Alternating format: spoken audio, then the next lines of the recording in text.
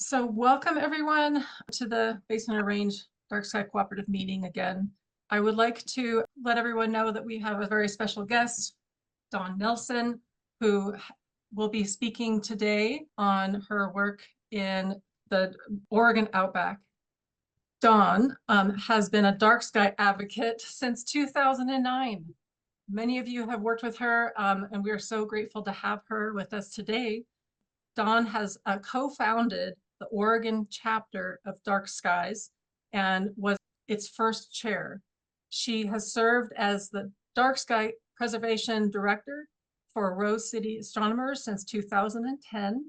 Dawn has over 30 years of consulting experience as a professional natural resources planner and is the sole proprietor of Fibonacci Enterprises.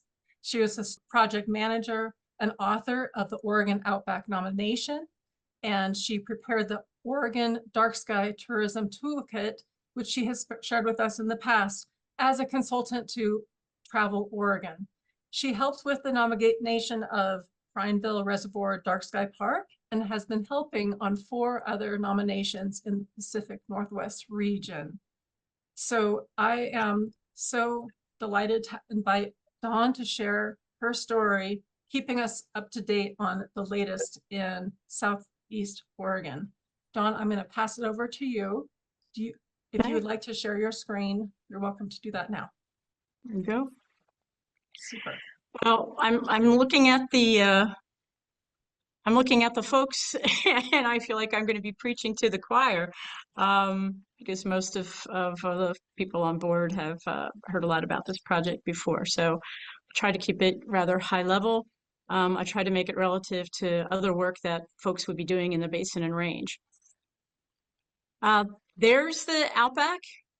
You can see, these amazing lakes that are scattered through this high desert area and the Basin and Range environment that we have in the Basin and Range. The logo that we have for the project reflects this landscape here. And this is the logo we have for the folks all behind it. And that's this ad hoc group called the Oregon Outback DarkSky Network. Let me just roll that up. So we're looking here at the state of Oregon, the boundaries of the state of Oregon, and I'm sharing with you the process for what we call the ultimate boundaries, as well as what was certified on March 11th for phase 1. But you can see, if you look relative to the state of Oregon, and you can see the size of counties here, we have the smaller counties in the populated area, and then we have these gigantic counties here in southeastern Oregon.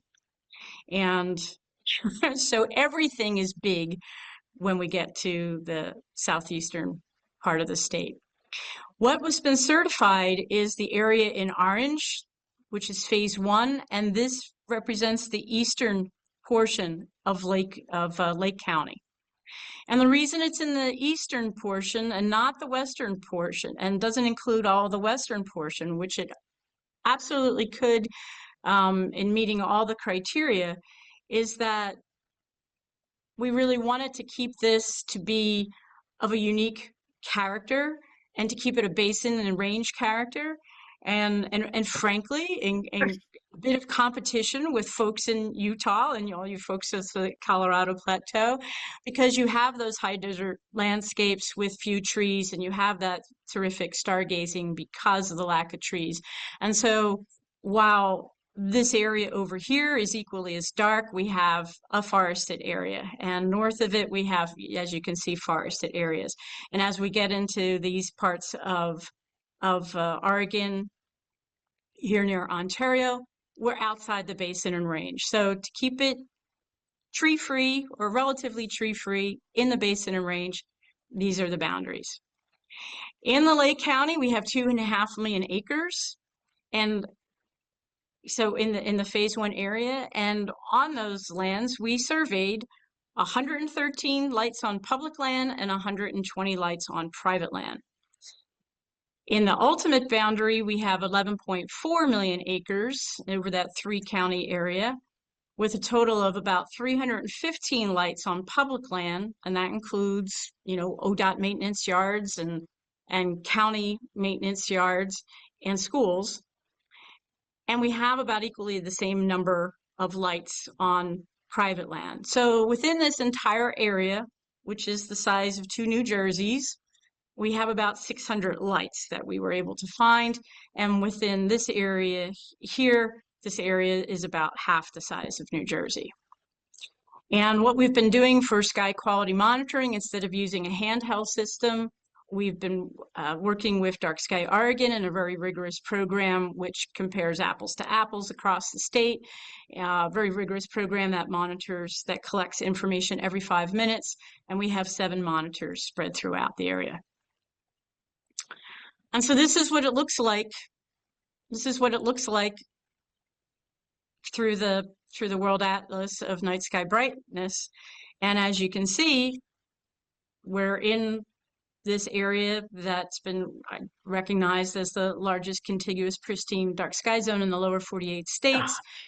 And we've kept it in the darker areas. This is not absolutely exact. We are out of this little blue bubble here. To look at it from another means, looking at remote sensing from the VIIRS data, we can see the actual light sources. And so it's no wonder we have an area like this when we have these very few light sources.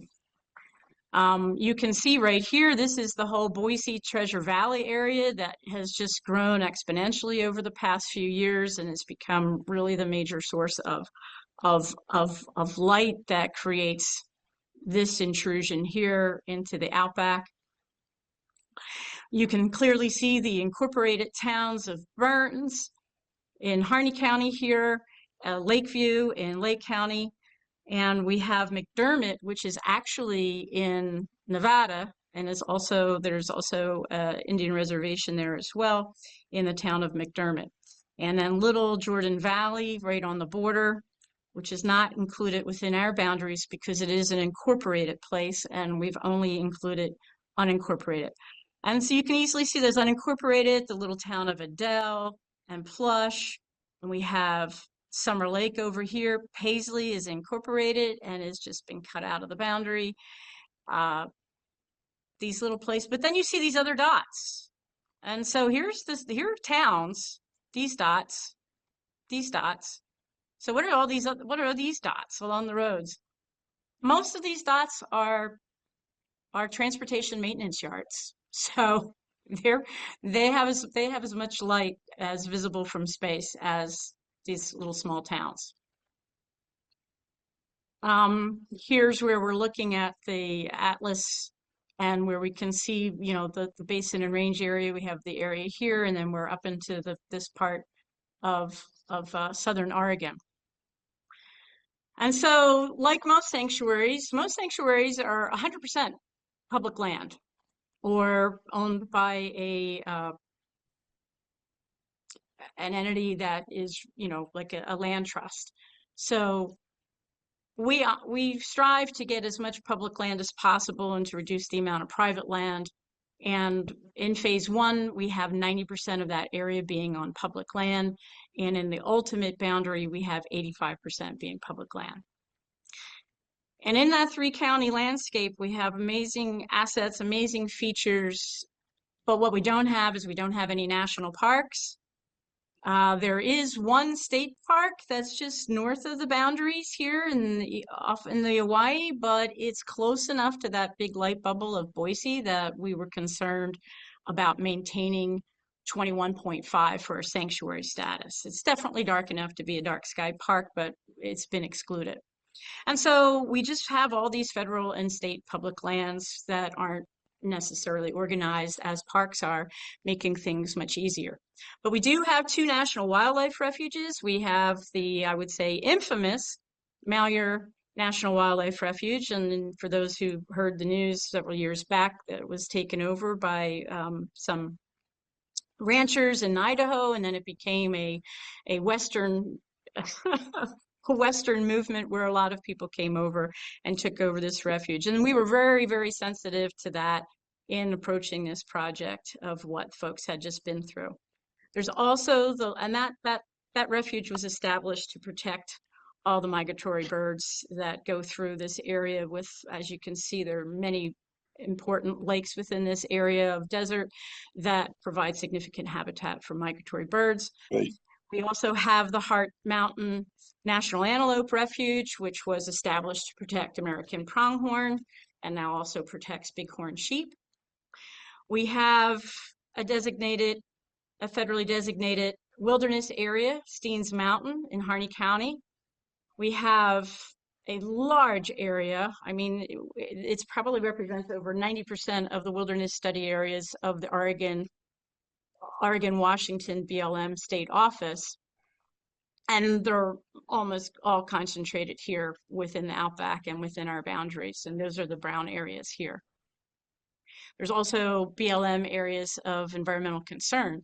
You'll see these blue lands, very significant sized areas here scattered throughout. These are Oregon state lands, and they are leased for ranching, and they are set aside to raise money for public schools.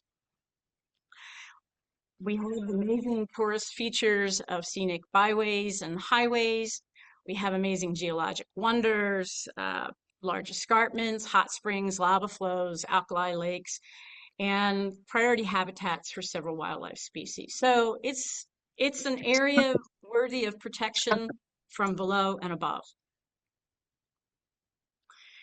To kick it off and to really get things started, the first action was really to establish this network. So it's an ad hoc group of those interested in protecting the dark skies down there in Southern Oregon. And it's really to just create a umbrella for to establish partnerships. And so that was the first task at hand. The next was to really continue to foster these partnerships among the range of stakeholders, folks who had already come to the table, like the Friends of the Hawaii, who are looking to protect dark skies down there in the Hawaii. There's also that's on the slate right now to be a national monument. So we're hoping that goes through. The folks here, you can see this picture. This is Playa Summer Lake. It's an artist science retreat, and they've been very active in putting together programs for dark skies, and we're interested in fostering a dark sky program. And so they became very significant partners. The chambers of commerce, obviously, for business reasons. The libraries for education. We had these adventure kits at the libraries.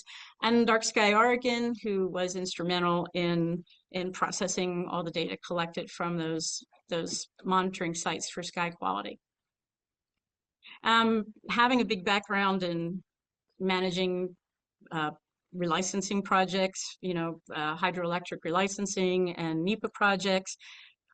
This was really put together like a NEPA process where we established committees, where we, did alternatives analysis and worked through various alternatives together.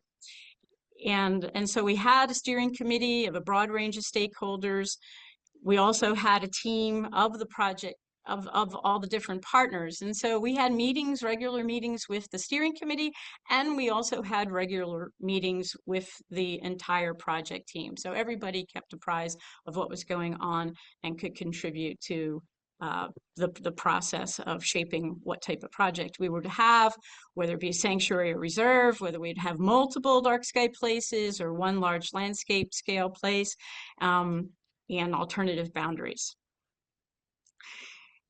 We also created and executed a public outreach program that was significantly more robust than you normally see within the sanctuary, but we really wanted to get things out to private entities because we weren't 100% public space. We also had private lands involved, and so outreach became all the more important.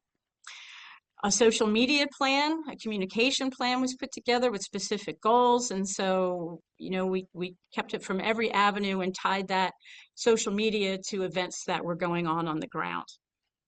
And then key, trying to get inventories across a large area like that was putting together an instruction manual and recruiting and training people for the lighting inventories because, you can't just easily enter things on your cell phone because there's no cell coverage. You can't Wi-Fi is spotty.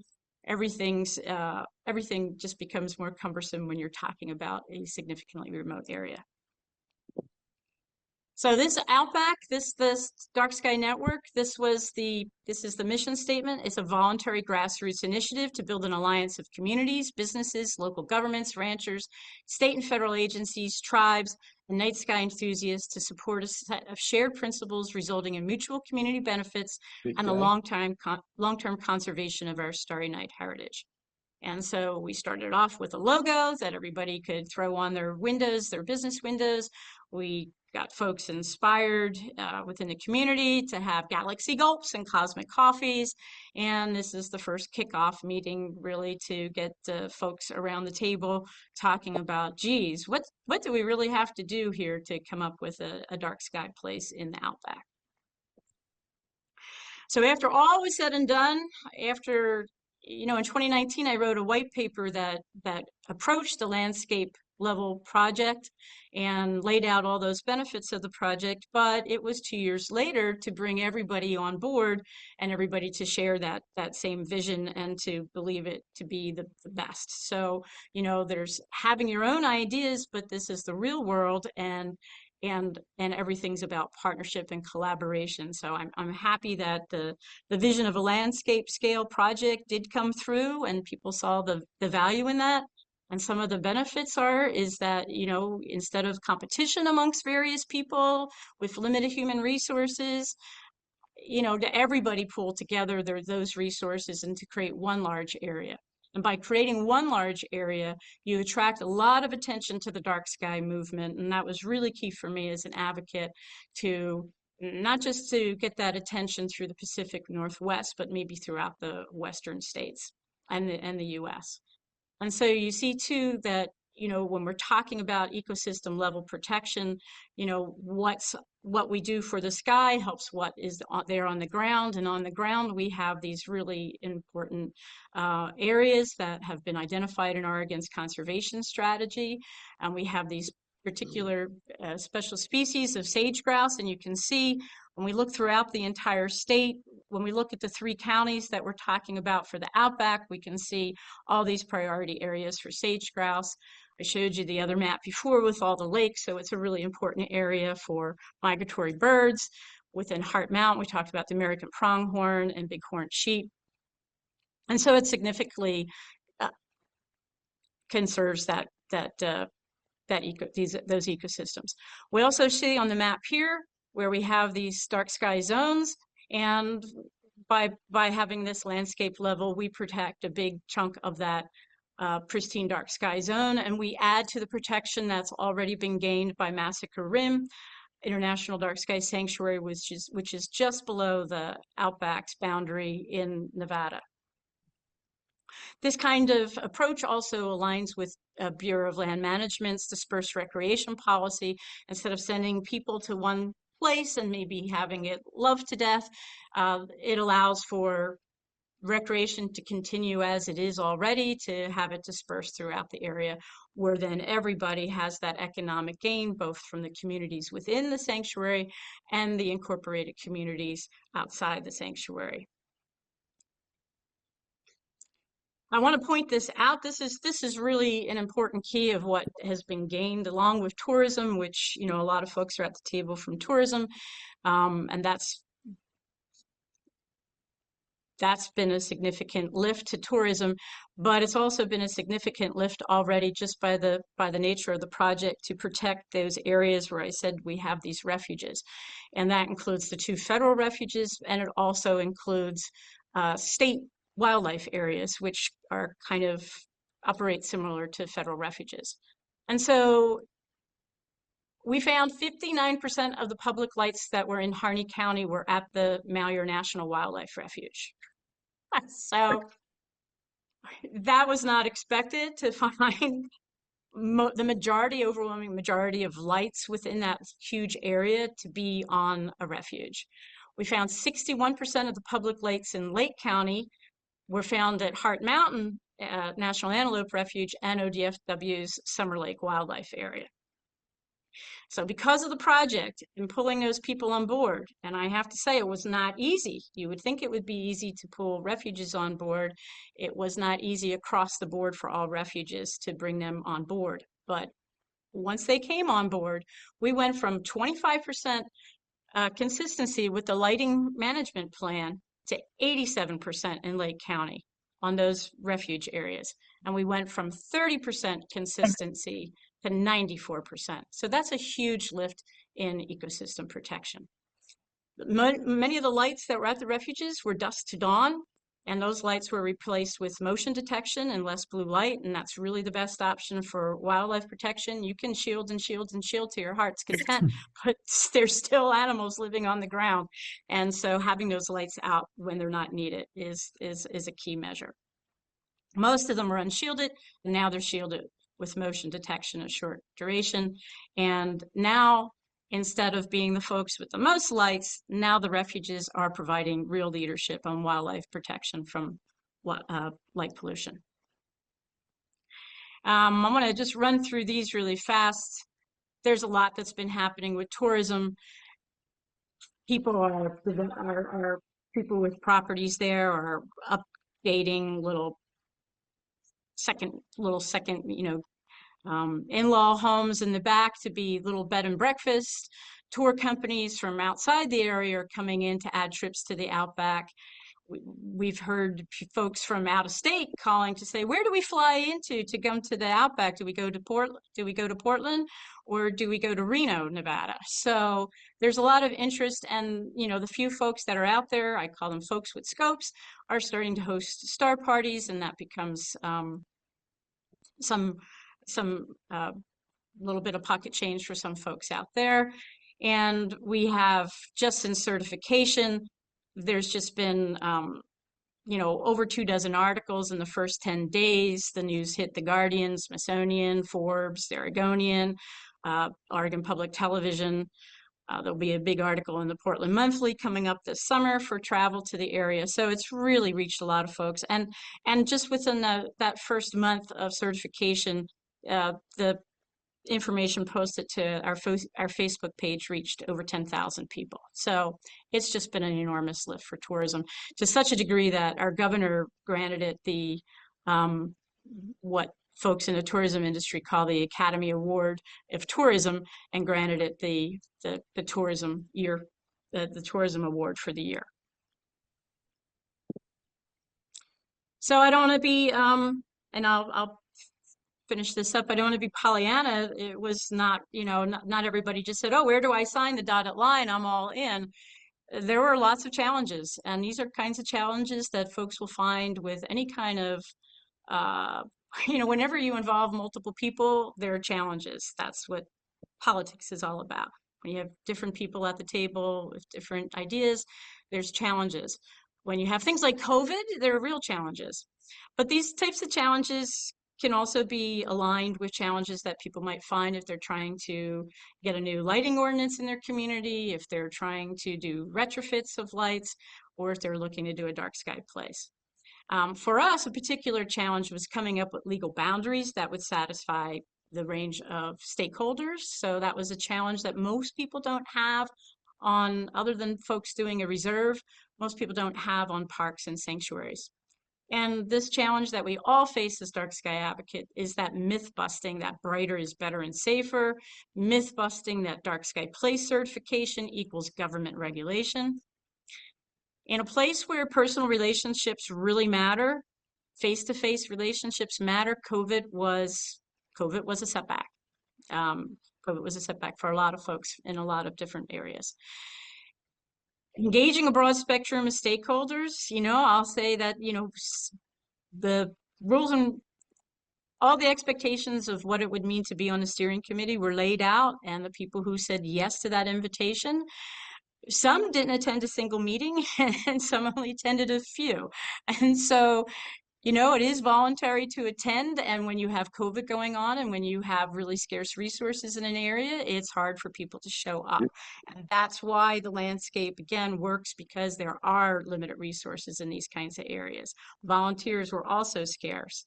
when you're trying to engage short-staffed and physically constrained federal and state agencies in what is unofficial business. This is not in their top priority. They have a lot to do with little time and opportunity, and they all were required to come to the table to be part of it and to sign on to it. So that was a big challenge.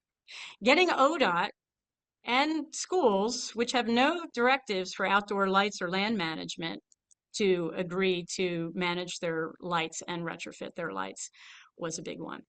Developing one lighting management plan agreeable to 17 land managers. So while we might have phase one where we had, I think we had 8 signatories, we're talking about that went through way more managers than that, because we can't just rewrite the lighting management plan to bring on the others. So it really went through up to 17 land managers.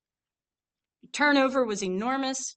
And I've never ever seen such turnover in any of my professional life, but just, you know, just from DarkSky staff, we had 2 to 4 different, well, there were 4 different folks, but there were 2 to 4 different leads from across the agency. So from DarkSky to Forest Service to BLM, Fish and Wildlife, Chambers of Commerce, even our partners at Playa Summer Lake. And so that means bringing everybody back up to speed, and change in elected officials, which means from having one of the most robust advocates to not having the advocacy in Harney County that we had hoped. And the lighting inventory, and then the retrofits.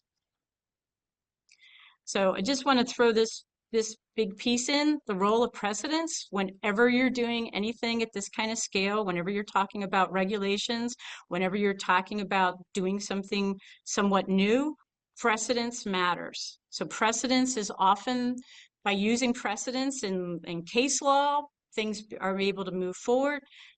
And it's also precedence which can hold people back. And that's exactly what we found here. So the goal was to leverage as much precedence as possible to move it forward. And that was to introduce, so I mean, I've done my homework. I followed these DarkSky places for a lot of years and knew the projects that came online. And so it was looking for projects that were similar to what we were doing. So it was introducing the folks at 2 places where there were Forest Service certification to make Forest Service staff comfortable so they could talk to their peers one-on-one, to bring places that for a national refuge that became a DarkSky place, to bring those people face to face with the people from the refuges and the Outback, and so on and so forth. So at every step of the way, it was to find a similar project where there was precedence to make everybody who was at the table comfortable with what we were doing. Where precedence stalled the project is because, you have federal state agencies asking, well, if we follow these lighting management plan guidance for the Outback, are we going to have those same expectations going to be on all on all lands statewide? And for the ranchers within the communities, it's that very word of sanctuary. Sanctuary seems like it comes with a lot of regulations and a lot of restrictions. And is that going to pave the way for multiple new federal land restrictions in the Outback? They thought everything was just going to lead to the next step of more and more restriction.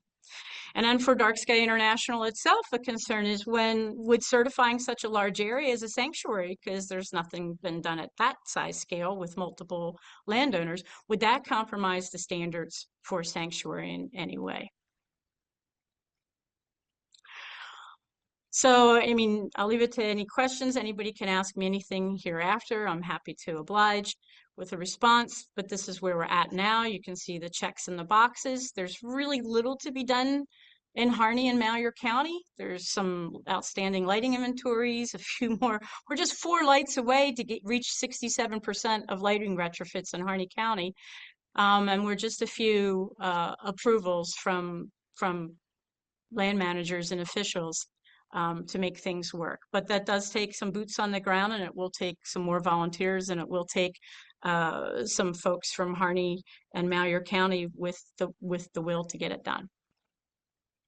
And I just wanted to throw this in. I've heard this over and over again. A lot of people said that this is a pretty lofty goal and an ambitious goal, and I can only say that I was born at at the time of Kennedy, at the time of pulling together the Apollo mission, and so I'm like in a sliver of people that I guess don't see things as too ambitious or too lofty. And I heard this statement by Kennedy 1,000 times because I followed every step of the Apollo mission, watched every lunar landing as a kid, and that's what made me look up.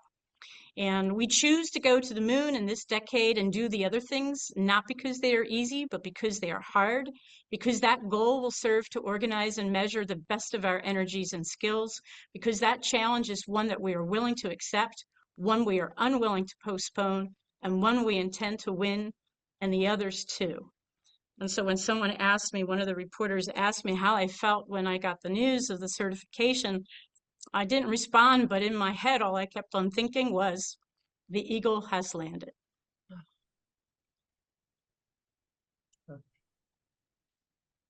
Wow. Thank you, Dawn.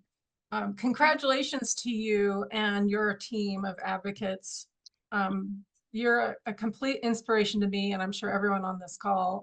You've put so much time and a phenomenal amount of work into that, and we all will benefit from your efforts. So thank you so much. I'd love to open this up to questions. We have quite a few participants today.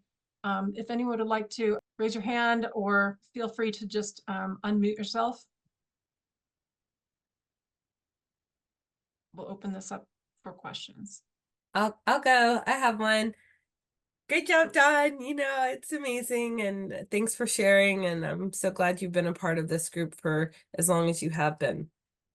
I wanted to make one comment because Dan brought it up in the chat, and I think it relates to what you said about presidents. We have this precedent for, you know, the BLM, for the U.S. Fish and Wildlife. Now we have all of this new stuff. And I mean, I don't know a lot of folks that have worked closely with a Department of Transportation to get them to sign off on a lighting management plan. So, you know, that's kind of a new precedent that this project created, and something that we can all bring forward and take to future departments of transportation whenever we need them to work on something like that. So I think that that's, you know, all of these pieces together make a really big, amazing project, but having even just those tiny steps forward to help the community as a whole be able to share, you know, that a Department of Transportation felt comfortable with this, and that this is okay. I think that's another just really useful tool. And thanks, Dan, for bringing that up too. Yeah, and we actually had 2 districts engaged, and one was okay, and the one was really, really, really difficult. And you know, you have to find your allies. There was one person who was in the one district who just believed in the importance of this kinds of, you know, of preserving dark skies, and he took it upon himself to play liaison between the 2 districts and bring them on board. And while they did not, you know, the memorandum of understanding, the state signed a memorandum of understanding, so we had 5 state agencies with you know 2 districts for one, so we had 6 signatories. It's in the MOU that it does not financially bind them, and so it's not for them to come up with the money for the retrofits, but they will use the guidance in any retrofits, and they are willing to make it happen.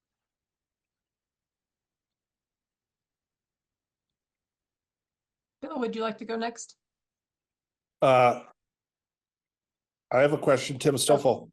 Tim, go ahead, Tim. Well, you've got this dark sky sanctuary now, then you've got Massacre Rim in the northwest corner of Nevada. That leaves the northeast corner of California and the south west corner of Oregon, or Idaho. Is there any possibility, since those areas are all pretty dark, that this all could be made to one big sanctuary? It's possible. The will that came in Oregon was aligning with the partners in tourism. And so we had Eastern Oregon Visitors Association and Travel Southern Oregon, and then we had Travel Oregon at a state level. And so, you know, because those folks were at the table in Oregon really wasn't at the table for any of this dark sky stuff, it was kept to Oregon just so to get us in the door for tourism. But it certainly could be expanded, and things similar could be done in those areas as well. Yeah, because it would, it would create one big area that would, protect all the interests on all sides. And I think that would be a long-term goal for, I know there aren't a lot of people from those areas participating in these meetings, but that certainly be a nice long-term goal. Hello, my name is Pam Dupre. I'm with the Friends of Nevada Wilderness. And I know that our executive director, Sharon Netherton, has been in touch with someone from the Oregon Coalition, and I'm not exactly sure who it is. It might be you, Dawn. I'm not sure. But there has been some very preliminary discussion about connectivity there, and with Massacre Rim. And so that very, that idea has already been proposed. And so that is something that we might very well be pursuing, because, the Sheldon National Wildlife Refuge is just. Okay, thanks. Sorry to interrupt. That's yeah, okay. we talked about, I sent the shape files to Friends of Nevada Wilderness, Yes. and, and asked, like, we have those maps, because it would be great to start sharing those maps to show that we have these areas within this dark sky zone to, Yes. so that we can start doing that, and maybe combining programs, because, things aren't far from Lakeview. Right. And yes, no, absolutely. And, the Sheldon National Wildlife Refuge, there's a bill, our Nevada Senator Jackie Rosen has introduced a Washoe County Public Lands bill, and in the Senate, and that would designate a good part of the Sheldon National Wildlife Refuge as wilderness, which, it's been proposed for 40 years. And I think that would, help us in that endeavor. So, we've got a lot on our plate here in Nevada, of course, and we're a very small staff, and there's all these alternative energy projects that we're being bombarded with, but that is a conversation that I know we want to continue. Yeah, I would add too that, I've collaborated with the folks at the Idaho Dark Sky Alliance for the Central Idaho Dark Sky Preserve, and John Barentine contributed to some outreach that we did there in Boise and in Ontario in the Treasure Valley, because we were looking at the Treasure Valley being the big light bomb between these two large reserves and sanctuaries, and so we are working with others to, while we maybe aren't joining them and combining them, we're looking at protections and outreach programs where we can combine our efforts.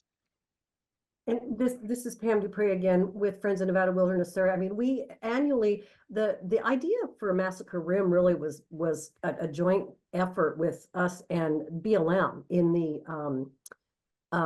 Cedarville office, which is actually in far northeastern California, Modoc County. And the Modoc County Tourism Authority has been very supportive of the annual Dark Sky Festival that we hold there every year. And so, the idea of dark sky and dark sky tourism and dark sky preservation is not a new concept in that little very rural ranching county as well. So there could very well be some potential there. If I could comment, Dawn, I'd like to just say, first off, that the work that you and Bob Hackett have done has been incredible. Excellent. And then a very specific question. So you managed to get two different regions of ODOT to agree to the lighting management plan.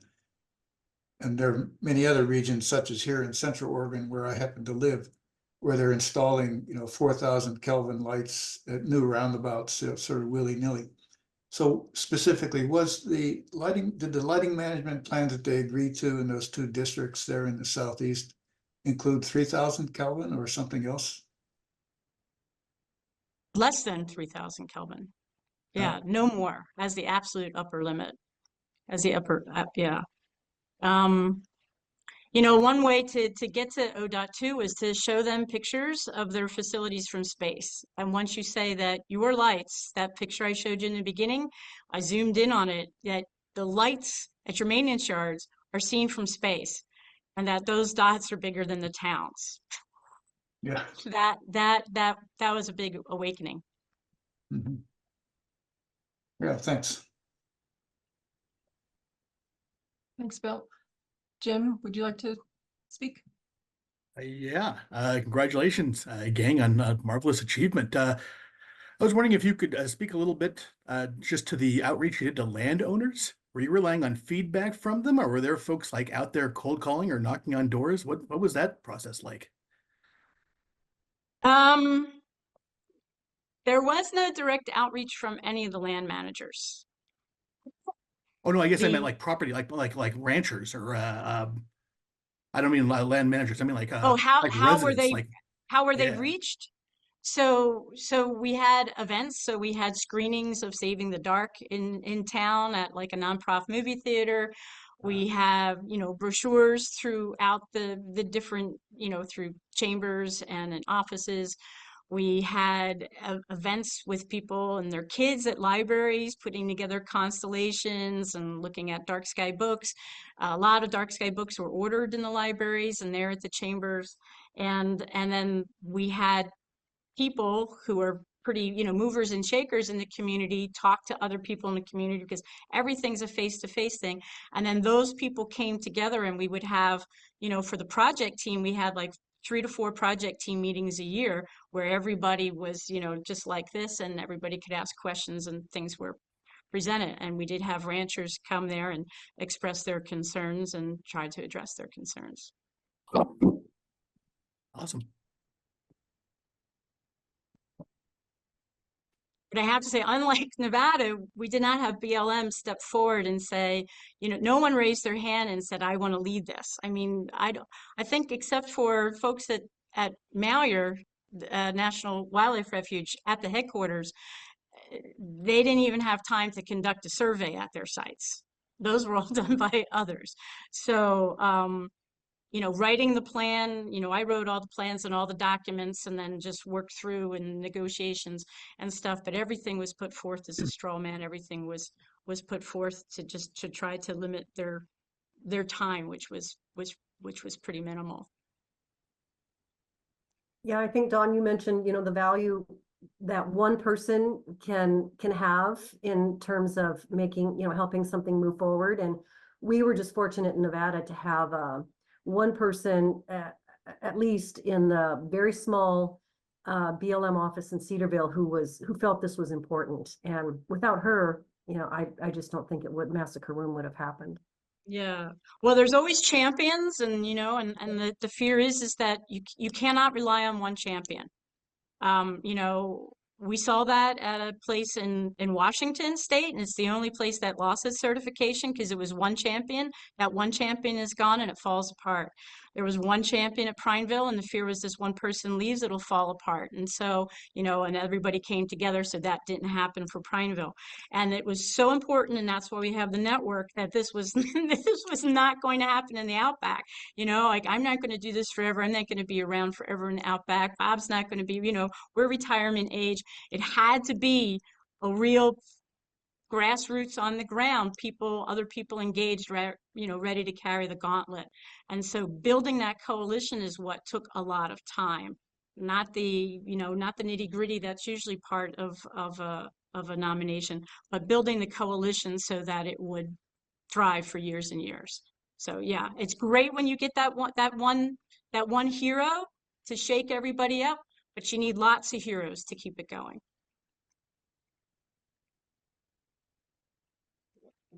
Ashley, did you want to go again? Yeah, just want to one more thing that I was thinking about, Dawn, when you just said that, which is, you know, maybe just reaching out to people in this group or outside of this group who have had these projects that have been successful for a long time. I know, Lisa, you posted about from Chris Luganbuehl from Flagstaff, and you know, there's a lot of projects that have had a long history of keeping up the good work. And I think like that in itself is such a hard achievement. You know, you get with any project, you get like the first thing and you're like, this is amazing. I can like take a break right now and like take a rest.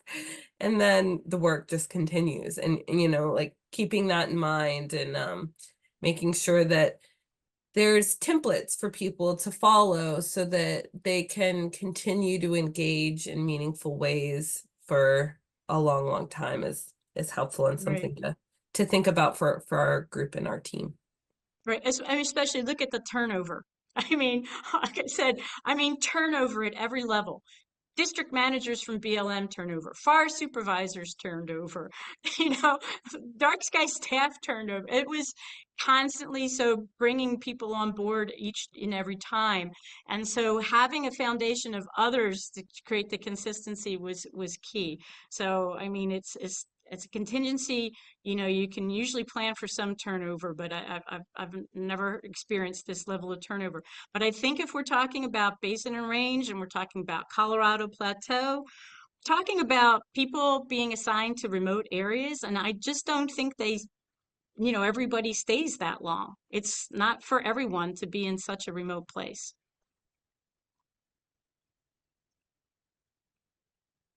Some of the things that have just been said here, I would like to follow up with when the time comes during our roundtable. But I want to make sure that first we get everybody's comments or questions out there, because this has been so outstanding, this conversation. It's, like I said, very inspirational. And we're going to be this recording, we're going to end this recording and then move into a meeting. Are there any other questions? I'm not seeing any hands up, but I'm just completely overwhelmed with the amount of work that you have done, and I'm so inspired, Dawn. So thank you so much, because there's so much I still am wanting to. And I want to thank everybody here too, because everybody here is a constant source of inspiration too, because you need to kind of have your peeps, because when you're out there doing the work, you're not doing that work with other advocates, when you're making something happen, and having this forum where we can come together and we can share our stories and where we can continue to pump each other and lift each other up and inspire one another is really important. Absolutely. I feel that the importance of this, the cooperatives serves an important role. And this is what I would like to talk about when we get to the roundtable. Could I make a comment? Dan, please go ahead. Thinking about it. Ashley mentioned Chris Luganbuehl's recent article. In it, he mentioned that some of these dark sky places are, by accident, that because nobody lives there. And his point of his article was that, Flagstaff shouldn't be the exception. So the threat to the places where nobody lives is really as you mentioned, the Boise area, which will continue to expand, but with outdoor lighting that is traditional or expected in, say, Los Angeles or New York City. And I think the challenge is to get the lighting management for a remote area or a city like Flagstaff with a history of astronomy to expand to the other cities. And that's going to be very difficult. I'm impressed that Oregon Department of Transportation I did have a question though. Did they agree to motion sensors to kill the dusk to dawn lights in their maintenance yards? That's all in the lighting management plan. So they signed the same management plan that everybody else did, and they signed it the state signed their own MOU. So we had 5 state agencies all signing into an MOU with the same exact criteria. most facilities where they have equipment that's really valuable, like $2 million pieces of equipment sitting there, they're going to insist, I want this light on all night. We need it for security, blah, blah, blah. And I think that's been a real challenge here in the Owens Valley, especially with Los Angeles Department of Water and Power with their yards, which are some of the biggest sources of outdoor light in the area. But congratulations and thanks for your presentation. Thanks, Dan. You mentioned the article by Chris Ligonbuehl. I just put a link in our chat here today. It's through the Cooperative's newsletter. So if anyone wants to take a look at that, that was what Dan was referring to as well. So this was very inspiring indeed. And I don't want this conversation to end, but for the sake of our meeting, I think I will go ahead and stop our recording if that's okay. Let me do that now.